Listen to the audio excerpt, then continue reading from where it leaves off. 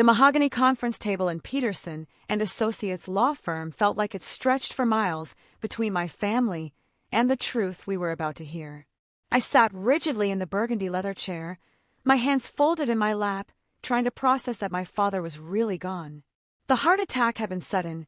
One moment he was tending to his prized rose garden. The next moment my mother was screaming from the kitchen window. My name is Rebecca, and I was 26 years old when I learned that everything I thought I knew about my father, Richard Sterling, was wrong. The Seattle rain drummed against the floor-to-ceiling windows of the law office, creating a melancholy backdrop to what should have been a straightforward reading of Dad's will. My mother, Patricia, sat to my right, her hands shaking slightly as she clutched a tissue. My younger brother Tyler was on her other side, fidgeting with his phone and clearly wanting to be anywhere else. Mr. Peterson, our family attorney for over 20 years, adjusted his wire-rimmed glasses and cleared his throat. Thank you all for coming today. I know this is a difficult time for the Sterling family. I glanced around the room, taking inventory of who was present. Besides our immediate family, there was my father's business partner, Frank Morrison, who'd helped build Sterling Construction from a two-man operation into one of Seattle's most respected contracting companies. My Aunt Linda, Dad's only sibling, had driven up from Portland. And then there was someone I didn't recognize. She sat at the far end of the table, a woman who appeared to be in her early 50s with silver-streaked auburn hair pulled back in an elegant chignon. She wore a simple black dress and minimal jewelry, but there was something about her posture, the way she held herself, that suggested quiet dignity. Her dark eyes were red-rimmed, as if she'd been crying, and she kept glancing at a small framed photograph she held in her lap.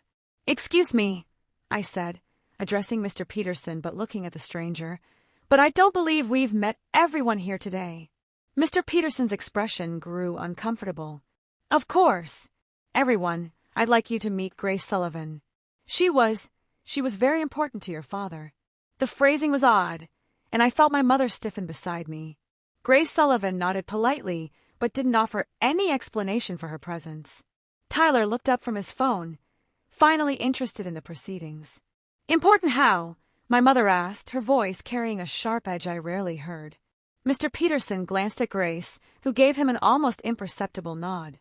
"Perhaps it would be best if I simply read the will, and then we can discuss any questions you might have." He opened the leather portfolio in front of him and began reading in his measured legal tone. The opening paragraphs were standard: Dad's full name, the date the will was executed, declarations of his sound mind and body. Then came the personal effects and smaller bequests. "To my dear friend Frank Morrison, I leave my collection of vintage construction tools and my 1967 Ford pickup truck in appreciation for 23 years of partnership and friendship." Frank wiped his eyes and nodded gratefully. "To my sister Linda Sterling Murphy, I leave my mother's jewelry collection and the family photographs, trusting that she will preserve our family history." Aunt Linda smiled through her tears. "To my son Tyler, I leave my fishing boat, Second Chance, and all related equipment, hoping that he will find the peace on the water that I always did." Tyler actually looked touched for the first time all day. "To my beloved daughter Rebecca, I leave my personal library and my father's watch, symbols of the knowledge and time I hope she will treasure." I felt tears prick my eyes. Dad's library was extensive. He'd been a voracious reader despite his blue-collar profession, and his father's pocket watch was a family heirloom I'd always admired. Mr. Peterson paused and took a sip of water. The atmosphere in the room shifted, becoming more tense. My mother leaned forward expectantly. "Now, regarding the remainder of the estate, including the family home at 1247, Maple Drive, the Sterling Construction Company, all investment accounts, and the summer cabin at Lake Chelan." We all waited. This was the bulk of Dad's wealth, everything he built over 30 years of hard work. By rights, it should have been split between Mom, Tyler, and me. Mr. Peterson's voice grew quieter, as if he wished he didn't have to read the words.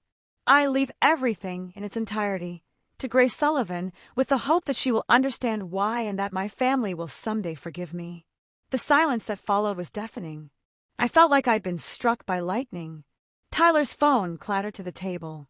My mother made a sound somewhere between a gasp and a sob. "I'm sorry," I managed to say, my voice barely above a whisper. "Could you repeat that?" Mr. Peterson looked miserable.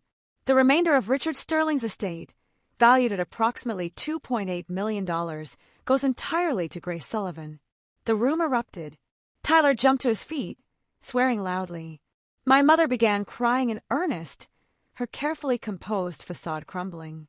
Aunt Linda looked like she'd been slapped. "This is impossible," my mother said through her tears.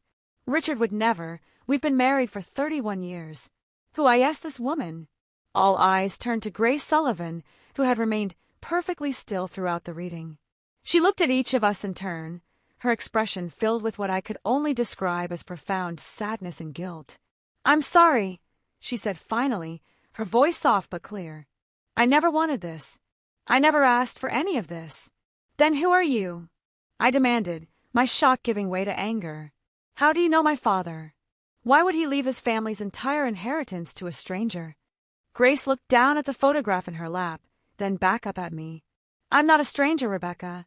Your father and we knew each other a long time ago, before he married your mother. That doesn't explain anything," Tyler shouted. "So what, you dated in high school? That gives you the right to steal our inheritance." Grace flinched as if she'd been physically struck. "I didn't steal anything. And it was much more than dating." She took a shaky breath. "Your father and I were engaged to be married 40 years ago." The bombshell hit the room like a physical force. My mother's crying stopped abruptly, replaced by a look of shock and dawning comprehension. "Engaged?" I repeated stupidly. Grace nodded. "We were young, barely out of college. Richard was just starting his construction business, and I was teaching elementary school. We were planning a June wedding." Her voice grew wistful. "But life got complicated. What happened?" Aunt Linda asked quietly. She was the only one who seemed capable of rational conversation at the moment. "I got offered a teaching position in Japan through an international exchange program. It was a 2-year commitment, a once-in-a-lifetime opportunity. Richard and I discussed it for months. We were so young, and I thought we had all the time in the world." She paused, gathering herself. I could see tears threatening to spill over. "So you left," my mother said flatly. "I left. And Richard, heartbroken and angry, married Patricia on the rebound 6 months later." The accusation hung in the air like smoke. My mother's face had gone pale, and I could see her hands trembling. "That's not true," Mom whispered. "Richard loved me. He chose me." Grace's expression softened with what looked like pity. "He did love you, Patricia. I believe that. But it wasn't the same kind of love, and I think he spent 30 years trying to convince himself it was." Mr. Peterson cleared his throat uncomfortably. "Perhaps we should take a break and—" "No," I interrupted. "I want to hear all of this. Right now." I stared at Grace Sullivan. "What happened when you came back from Japan?" "I didn't come back. Not for 20 years. Grace's voice was barely audible. "By then, Richard was married with 2 children, and I thought it was better to leave the past buried. I moved to Portland, got married myself, had a different life." "But you did come back," Tyler said, his anger now mixed with curiosity. Grace nodded slowly. "My husband died 5 years ago. Cancer. It was a long, difficult battle, and it made me think about regrets, about things left unsaid. I moved back to Seattle, and I ran into your father at Pike Place Market. I could picture it perfectly. Dad went to Pike Place every Saturday morning to buy fresh seafood and flowers for Mom. He'd been doing it for as long as I could remember. We talked," Grace continued, "just for a few minutes at first, but then we kept running into each other. The market, the bookstore, the coffee shop near his office. It was like the universe was pushing us back together." "So you had an affair," my mother said bitterly. Grace looked directly at her. "No, Patricia. We never had an affair. Richard was devoted to his family, whatever his feelings might have been. We were friends. Good friends who shared a history, but that's all." I studied her face, trying to detect any lies. She seemed sincere, but the will reading had just turned my entire understanding of my family upside down. "Then why?" I asked. "Why would he leave you everything if you were just friends?" Grace was quiet for a long moment. Then she lifted the photograph she'd been holding and placed it on the table where we could all see it. It was a picture of my father, but not as I'd ever seen him. He was young, probably in his early 20s, with his arm around a beautiful young woman with auburn hair. They were both laughing, radiating pure happiness. "Because he never stopped loving me," Grace said simply. "And 3 weeks before he died, he told me that his biggest regret in life was letting me go." The room fell silent again, but this time the silence was heavy with understanding rather than shock. I looked at the photograph, at my father's face, and realized I'd never seen him look that happy in any family pictures. My mother was staring at the photo too, and I could see the moment when the truth hit her fully. Her whole body seemed to deflate.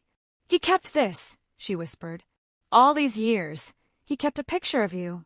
Grace picked up the photograph gently, as if it were made of glass. "He gave this to me the last time we met. He said he wanted me to remember him the way he was when we were young, and believed anything was possible." Mr. Peterson cleared his throat again. "I know this is overwhelming for everyone, but there are some practical matters we need to discuss regarding the transfer of assets and—" "Practical matters?" Tyler exploded. "Our father just disinherited his entire family for some woman he dated 40 years ago, and you want to talk about practical matters?" Grace stood up suddenly, her composure finally cracking. "I told him not to do this. I begged him not to change the will. I said it would destroy his family, and that's the last thing I wanted." She looked around the room at our shocked faces. "I loved your father, all of you. I loved him enough to walk away 40 years ago, and I loved him enough to tell him he was making a mistake 3 weeks ago. But Richard Sterling was the most stubborn man I ever knew, and once he'd made up his mind about something—" She trailed off, gathering her purse and coat. "I need some air. I'll be outside if anyone wants to continue this conversation." After she left, the 4 remaining family members sat in stunned silence. The rain continued to beat against the windows, and I found myself staring at the empty chair where Grace had been sitting, trying to process everything I'd just learned. Finally, my mother spoke, her voice hollow and defeated. "I always wondered why he never looked at me the way other husbands looked at their wives. I thought maybe that was just Richard's way, that he wasn't the romantic type." She looked up at me with tears in her eyes. "But he was romantic, wasn't he? Just not with me." I found Grace Sullivan sitting on a bench outside the law office, staring out at Elliott Bay through the drizzle.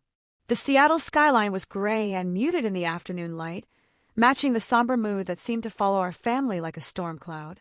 She looked up as I approached, and I could see she'd been crying. "Rebecca, I wasn't sure if you'd want to talk to me." "I'm not sure either," I admitted, sitting down beside her. "But I need to understand what really happened. For my own sake, if nothing else." Grace nodded and pulled her coat tighter against the October chill. "What do you want to know?" "Everything. From the beginning. How did you and my father really meet?" She was quiet for a moment, organizing her thoughts. "We met in college, at the University of Washington. I was majoring in elementary education, and Richard was studying engineering before he decided to go into construction instead. We had a literature class together. Can you believe that? Your father, the contractor, taking Victorian poetry." Despite everything, I smiled. Dad had always been surprisingly well-read, something that had sometimes puzzled his blue-collar colleagues. "He sat behind me in Professor Morrison's class," Grace continued, "and he was terrible at the poetry analysis assignments. But he was so honest about it, so determined to understand what Tennyson was really trying to say. I started helping him with his essays. And you fell in love. Slowly, and then all at once. Richard was unlike anyone I'd ever met. He was honest and hardworking, and had these big dreams about building beautiful things that would last forever. He wanted to create homes where families would be happy, buildings that would still be standing 100 years from now." I could hear the love in her voice, even after all these years. It made my chest tight with an emotion I couldn't name. "What was he like back then?" I asked. "I mean, I know him as my father, but what was he like as a young man?" Grace smiled, and for a moment she looked younger. "He was funny, for one thing. Really funny, in this dry, unexpected way. He'd make these observations about people or situations that would just nail the absurdity of everything. And he was incredibly romantic, even though he tried to hide it behind his practical exterior." She reached into her purse and pulled out a small leather journal. "He wrote me letters. Even when we saw each other every day, he'd slip little notes into my textbooks or leave them on my car windshield." She opened the journal and showed me a yellowed piece of paper covered in my father's familiar handwriting. I leaned closer to read it. Grace, I watched you reading in the library today, and I thought about how the afternoon light makes your hair look like autumn leaves. I know that sounds like terrible poetry, but I've never been good with fancy words. All I know is that when I'm with you, I feel like I could build castles instead of just houses. Love, Richard. My throat tightened. I'd never heard my father speak to my mother with that kind of romantic eloquence. He gave this to you 40 years ago. He gave me dozens of them over the 2 years we were together. I kept them all. Grace closed the journal carefully. When I left for Japan, I took them with me. They were all I had left of him. Why did you really leave? I asked. I mean, I understand about the teaching opportunity, but if you loved him so much, why didn't you just get married first? Or ask him to come with you? Grace sighed deeply. I was 22 years old, Rebecca. I'd never been anywhere, never done anything on my own.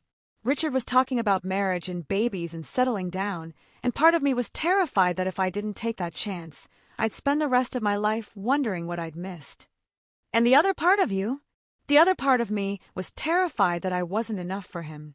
Richard had these big dreams, these plans for building his business and creating something important. I was just a small-town girl who wanted to teach kindergarten. I worried that eventually he'd outgrow me. I studied her profile as she spoke. Even now, at 50-something, Grace Sullivan was a beautiful woman. I couldn't imagine my father outgrowing her. What did he say when you told him you were leaving? He was devastated and angry. We had a terrible fight, the worst we'd ever had. He accused me of not loving him enough, of choosing adventure over commitment. I accused him of trying to hold me back from my dreams. Grace wiped her eyes.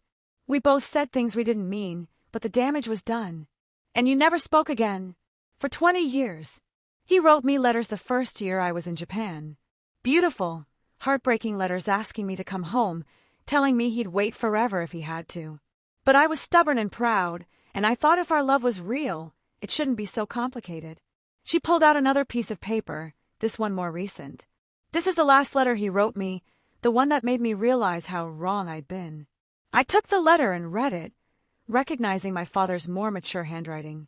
Grace, I know it's been 25 years, and I know I have no right to reach out to you now. But Patricia found some old photographs in the attic yesterday, including that picture of us at Green Lake, and seeing your face again brought everything back like it was yesterday. I want you to know that I've had a good life. I love my wife and children, and I don't regret the choices I made after you left. But I also want you to know that not a day has passed that I haven't wondered what might have been. I hope you're happy, wherever you are. I hope you found everything you were looking for. Love always, Richard. My hands were shaking as I finished reading. When did he write this? About a year before I moved back to Seattle. I'd been widowed for 4 years, and getting that letter felt like a sign that maybe it was time to come home. We sat in silence for several minutes, watching the ferries cross the bay. Finally, I'd asked the question that had been bothering me most. When you ran into him at Pike Place Market, what happened then? Really? Grace smiled sadly. He was buying salmon for your mother's birthday dinner. He told me all about the party they were planning, how proud he was of you finishing law school, how Tyler was finally getting his act together with the apprenticeship program. He talked about us. Every time we met, you and Tyler were the lights of his life, Rebecca. Whatever his feelings were for me, his pride in his children was absolutely genuine. That made me feel slightly better, but also more confused. Then I still don't understand why he changed his will. If he loved us, if he was happy with his life. Grace was quiet for a long moment. The last time I saw your father alive, he told me something that broke my heart. He said he'd spent 30 years being a good husband and father, playing the role he thought he was supposed to play. But he'd never been truly happy, not the way he was happy with me. That's not fair to my mother. No, it's not. And I told him that. I said it wasn't Patricia's fault that he married her for the wrong reasons, and it wasn't fair to punish her for his own choices. What did he say to that? He said he wasn't punishing anyone. He said he was finally being honest about what mattered most to him, even if it was too late to do anything about it. I felt anger rising in my chest. So he decided to destroy his family's financial security to make some grand romantic gesture? Grace turned to face me fully. Rebecca, I need you to understand something. I never asked for any of this. When Richard told me he was changing his will, I begged him not to. I told him it would hurt the people he loved most, and that I couldn't live with that responsibility. But he did it anyway. And then he died 3 days later. The weight of that timing hit me like a punch to the gut. He changed his will 3 days before his heart attack. Grace nodded. I think the guilt was eating him alive. He'd made this dramatic gesture, but then he realized what it would mean for his family. Mr. Peterson said Richard called his office twice in those 3 days, asking about changing the will again. But he died before he could fix it. Yes. I stared out at the water, trying to process this information. My father had died carrying the weight of a decision he might have regretted, leaving behind a mess that would tear his family apart. Grace, I said finally, what are you going to do? About the inheritance, I mean. She looked at me with surprise. I'm not keeping it, if that's what you're asking. I never wanted your father's money, Rebecca. All I ever wanted was his love, and I had that at least for a little while 40 years ago. Relief flooded through me, followed immediately by guilt for feeling relieved. You're going to give it back? I'm going to give it to his family, where it belongs. The question is how to do it in a way that honors Richard's memory, while also acknowledging that this whole situation is a disaster. I looked at this woman who had unknowingly upended my entire world, and realized that despite my anger and confusion, I actually liked her. She was handling an impossible situation with more grace than I probably would have managed. There's something else you need to know, Grace said quietly. About your mother. My stomach clenched. What about her? I think she knew. Not about Richard changing the will, but about his feelings for me. The last few years, whenever we'd run into each other around town, she'd get this look on her face like she was seeing a ghost. Mom knew you were back in Seattle. I think so. And I think she knew that Richard and I were spending time together, even if it was just as friends. There were a few times when I felt like she was watching me, like she was trying to figure out who I was and what I meant to her husband. This revelation made my chest feel tight. Had my mother spent the last few years of her marriage wondering if her husband was having an affair? Had she been living with that fear and uncertainty? I need to talk to her, I said, standing up from the bench. Rebecca, wait. Grace stood too. Before you go, I want you to have something. She reached into her purse and pulled out the photograph she'd shown us in the law office, the one of her and my father as young lovers. I can't take that, I protested. It's your only picture of him. No, it's not. I have others. But this one shows who your father really was. Underneath all the responsibility and practicality, he wore like armor. I think you should see him the way he was when he believed anything was possible. I took the photograph, looking down at my father's young, radiant face. He looked so carefree, so alive with possibility. It was almost painful to compare this image to the man I'd known loving, certainly, but also somehow constrained, as if he'd been wearing clothes that didn't quite fit. Thank you, I said, slipping the photo into my purse. Rebecca, Grace called as I started to walk away. I hope someday you can forgive him. And me. Neither of us meant for any of this to happen. I turned back to look at her, this woman who had inadvertently become the catalyst for my family's crisis. I don't know if forgiveness is the right word, I said honestly. But I'm beginning to understand that people are more complicated than we think they are. Even the people we love most. Grace smiled sadly. Especially them. The drive to my childhood home in Ballard felt longer than usual, giving me too much time to think about everything Grace had revealed. The photograph she'd given me sat in my purse like a small bomb, containing evidence of a version of my father I'd never known existed. I found my mother in the kitchen, mechanically washing dishes that were already clean. She'd changed out of her funeral dress into an old sweatshirt and jeans, and her graying brown hair hung loose around her shoulders. She looked older than she had that morning, as if the will reading had aged her by years in a matter of hours. Mom! She looked up, and I could see she'd been crying again. Oh, Rebecca, I wasn't sure you'd come by tonight. Of course I came by. We need to talk about what happened today. She dried her hands on a dish towel and gestured toward the kitchen table where I'd eaten thousands of meals growing up. Would you like some coffee? I just made a fresh pot. I accepted the mug she offered, more for something to do with my hands than because I wanted caffeine. The kitchen felt different somehow, as if the revelation about Grace Sullivan had changed the very atmosphere of the house. "Mom, I talked to Grace after the will reading." My mother's hand stilled on her own mug. "And she told me about her and Dad, about their engagement, about why she left, about everything." For a long moment, Mom didn't respond. Then she sighed deeply and seemed to deflate in her chair. "I wondered when this day would come." "You knew about her?" "Not everything. But I knew there had been someone before me, someone important. Richard was never very good at hiding his feelings, and in the early years of our marriage, he'd get this look sometimes, like he was somewhere else entirely. I studied my mother's face, trying to read the emotions there." "Did you know he was seeing her again? These past few years?" Mom nodded slowly. "I suspected. He started going to Pike Place Market more often, staying out longer than necessary. And there were phone calls, brief ones, but he'd always step outside to take them. Then I'd catch him looking at old photos, ones I thought we'd packed away years ago. My heart ached for her. Why didn't you say anything?" "What was I supposed to say?" "Richard, are you having an affair with your college girlfriend?" I was terrified of what the answer might be. But they weren't having an affair, Mom. Grace was very clear about that. My mother looked up at me with a bitter smile. "An affair of the heart is still an affair, Rebecca. Maybe even worse than a physical one." She was right, and we both knew it. I reached across the table and took her hand. "I'm so sorry, Mom. I can't imagine how you must be feeling right now." "Angry," she said immediately. "Hurt. Betrayed. But also," she paused, searching for the right words. "Also strangely relieved." Relieved! For 31 years, I felt like I was competing with someone, but I never knew who. I thought maybe it was his work, or his ambitions, or just some part of himself he kept locked away. Now I finally know what I was up against. She pulled her hand free and stood up, walking to the kitchen window that looked out over Dad's beloved rose garden. "I loved your father, Rebecca. I really did. But I always felt like he was settling for me, like I was the consolation prize after something better fell through." "Mom, that's not." "It is, though. And the terrible thing is, I settled too. I married Richard on the rebound from someone else, someone who broke my heart senior year of college.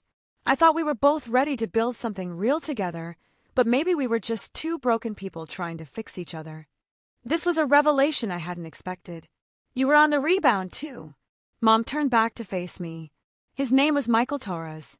He was brilliant and charming and completely wrong for me, but I was head over heels in love with him. When he ended things to pursue some girl in his graduate program, I was devastated. Richard asked me out 6 months later, and I said yes because he was kind and steady and safe. Everything Michael wasn't." She sat back down at the table. "I think Richard knew he wasn't my first choice, just like I knew I wasn't his. But we told ourselves that mature, practical love was better than the crazy, passionate kind that had hurt us both." "Was it?" "Better, I mean. In some ways, yes. We built a good life together, raised 2 wonderful children, supported each other through difficulties. But Rebecca, there was always something missing. A spark, a sense of adventure, the feeling that we were each other's great love story instead of just 2 people who decided to make the best of things." I thought about the letter my father had written to Grace, about the regret and longing in his words. "Do you hate her?" "Grace?" My mother considered the question seriously. "I should.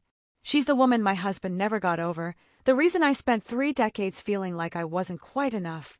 But honestly, I feel sorry for her." "Sorry for her?" "She loved Richard enough to let him go when she was young, and now she's inherited the mess he made by never being able to let her go. That's not exactly a fairy tale ending." I pulled Grace's photograph out of my purse and placed it on the table between us. My mother stared down at the image of Dad and his first love, both of them radiating the kind of happiness that seemed almost painful in its intensity. "She gave this to me," I said. "She wanted me to see Dad the way he was when he thought anything was possible." Mom picked up the photograph and studied it for a long time. When she looked up, there were tears in her eyes, but also something that might have been peace. "He was never that happy with me," she said simply. "Not once in 31 years did I see him look the way he looks in this picture." "Mom, it's okay, Rebecca. It really is. I think I've known it all along, and pretending otherwise hasn't made either of us happier." She handed the photograph back to me. What did Grace say about the inheritance? Is she really going to take everything?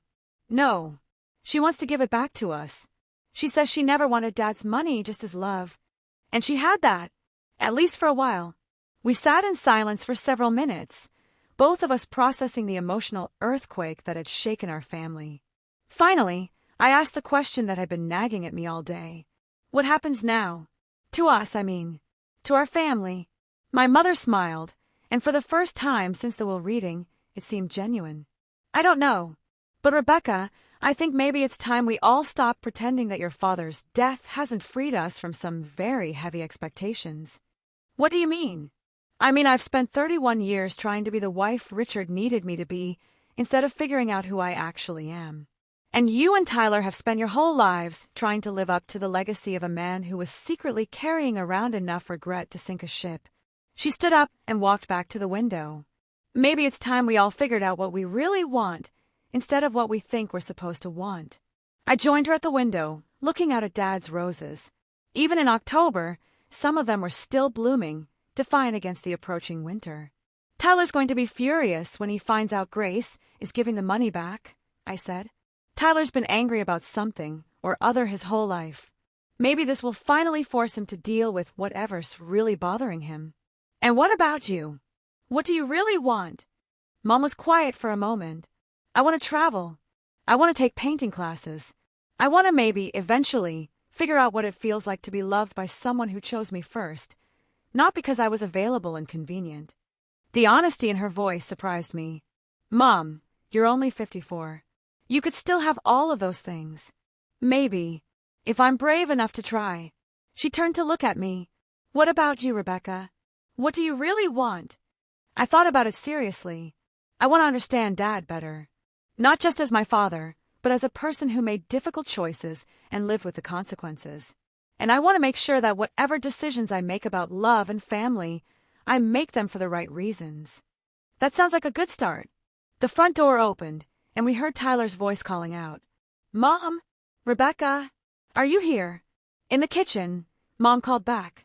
Tyler appeared in the doorway, his face flushed from the cold and what I suspected was more than one beer. I've been driving around for 3 hours, trying to make sense of today.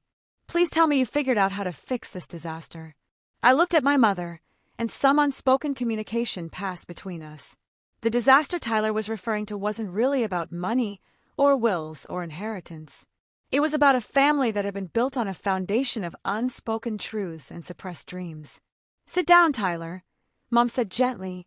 We need to tell you what we've learned about your father and about us and about what happens next. As my brother reluctantly took a seat at the kitchen table, I realized that Grace Sullivan's arrival in our lives had been devastating and necessary in equal measure.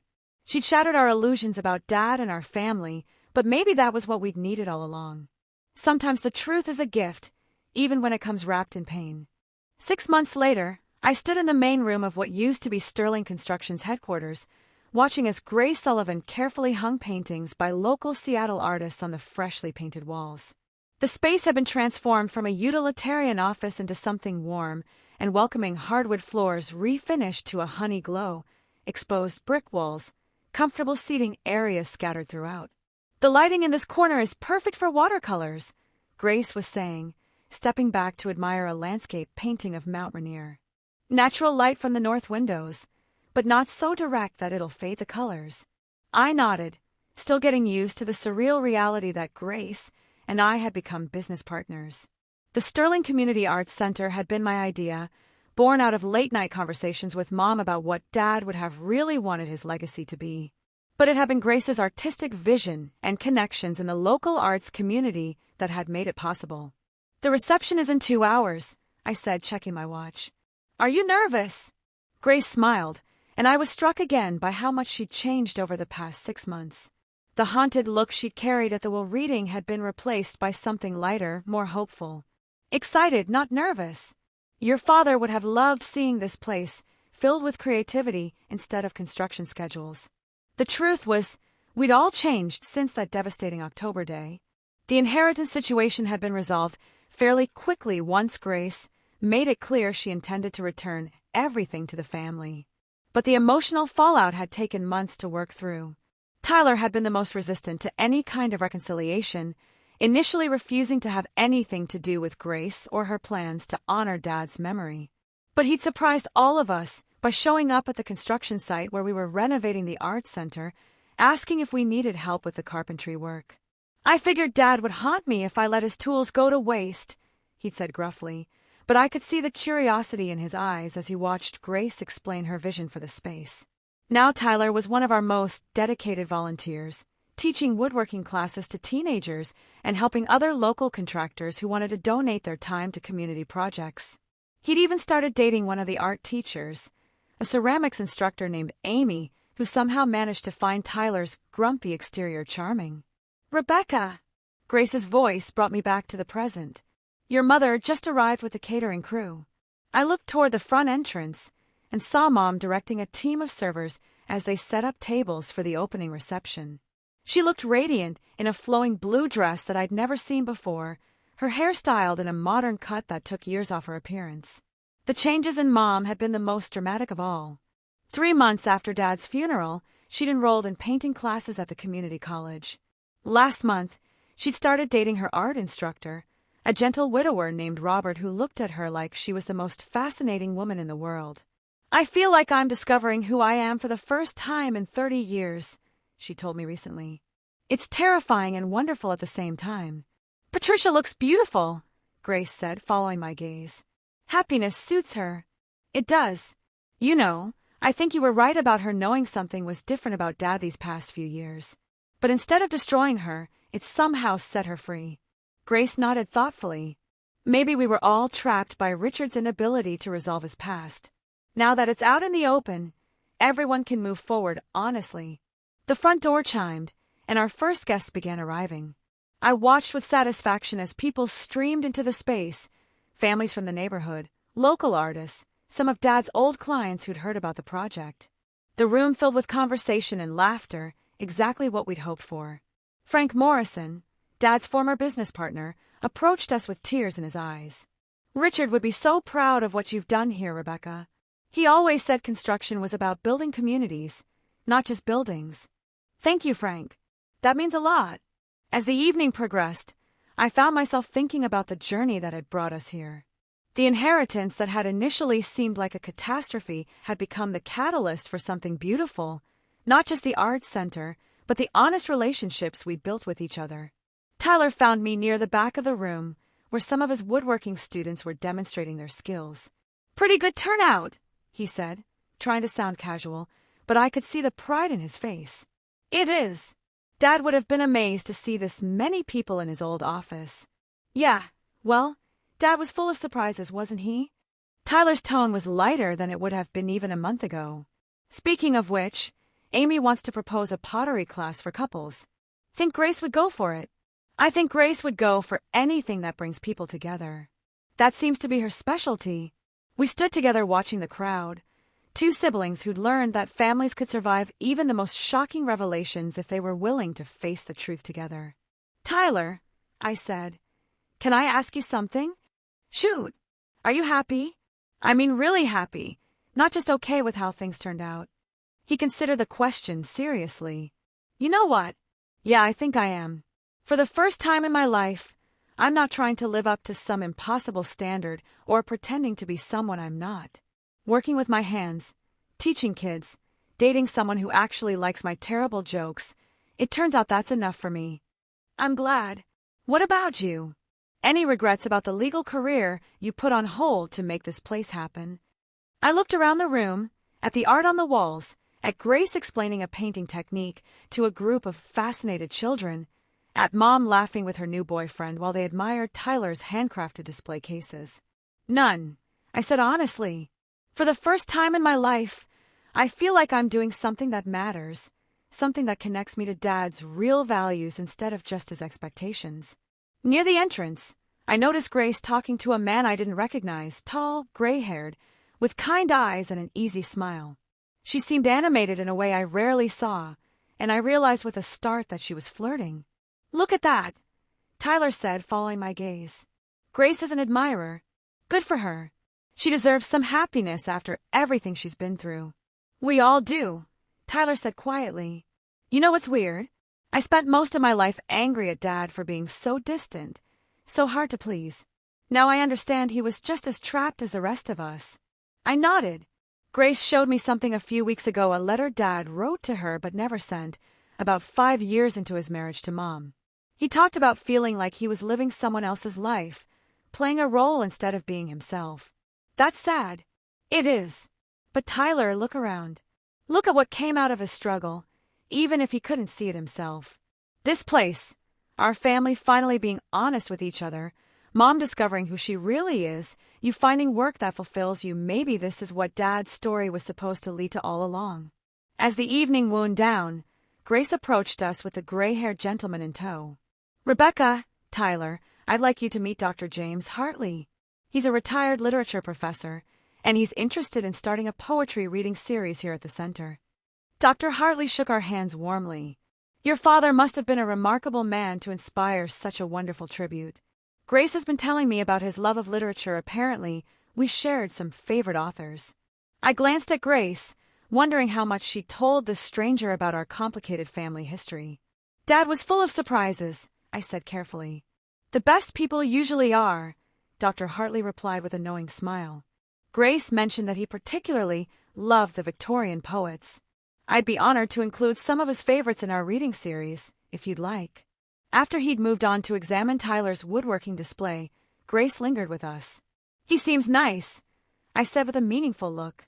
Grace blushed slightly. He is. He's also been widowed for 3 years and understands what it's like to carry the weight of a long-lost love. Are you ready for that? For something new?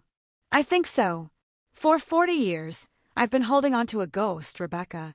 Your father will always be part of my story, but maybe it's time I started writing a new chapter.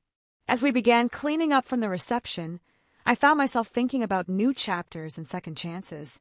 6 months ago, Grace Sullivan had walked into our lives like a tornado, destroying our comfortable illusions about family and love and legacy. But sometimes destruction is necessary before rebuilding can begin. Sometimes the most painful truths are also the most liberating ones.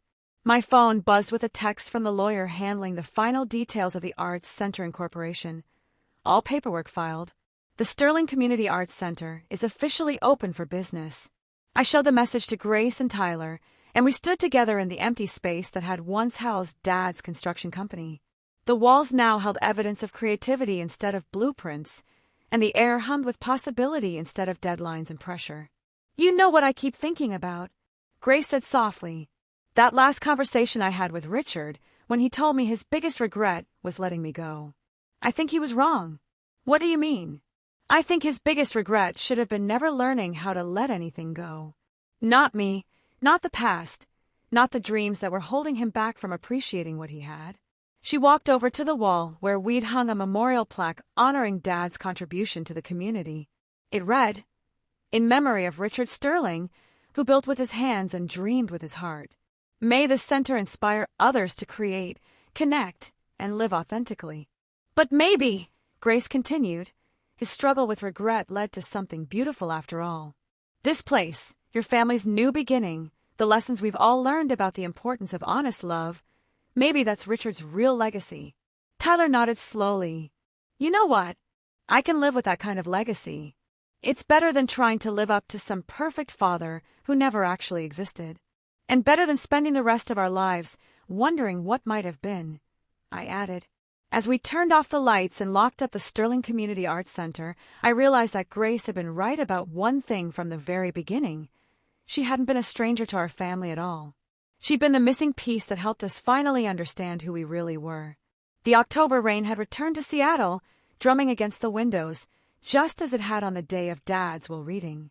But this time, the sound felt cleansing rather than melancholy, a reminder that storms pass, and what grows in their aftermath is often stronger and more beautiful than what came before. Walking to our cars, Grace turned back for one last look at the Arts Center. "Thank you," she said quietly, "for giving me a chance to be part of your family story, even after everything that happened." "Thank you," I replied, "for forcing us to write a better ending than the one we were headed for."